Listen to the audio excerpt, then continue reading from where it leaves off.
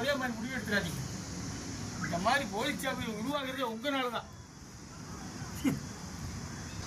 உனக்கு காசு போட்ட பாவத்துக்கு எங்களே தப்பு சொல்றியா?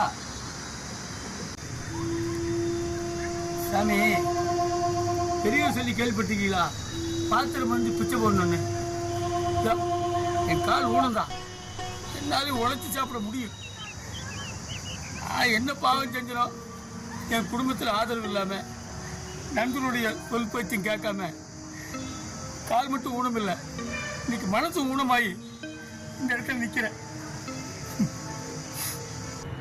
ஆண்டவனுக்கு சேவை செய்யணும், ஆண்டவனே அண்டி பிழைப்பவனுக்கு தான் இந்த காய்கறியை கட்டுவாங்க.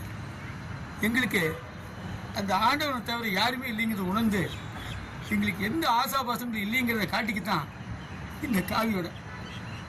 அப்புறம் ஏன் பிச்சை எடுக்கிறீங்க? என் தேவைக்கு நானாக கேட்டு வாங்கினா அது பிச்சை.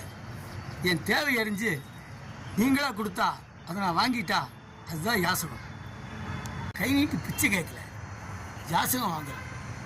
நீங்கள் போத ஒவ்வொரு யாசகமும் உங்கள் புண்ணியத்தோட சேமிப்பு. இது தெரியாமல் இதோ இந்த அன்னப்பாத்திரத்தை பார்த்து பிச்சை போடுற மாதிரி போடுறீங்க. அந்த மாதிரி போலிசாமியோட நடிப்பை பார்த்து ஏமாந்து அள்ளி அள்ளி கொடுக்குறீங்க. இதெல்லாம் இருக்கிறனால தான் இந்த மாதிரி போலிசாமியாரே உருவாகுறாங்க. நான் உங்களை குறை சொல்ல தம்பி.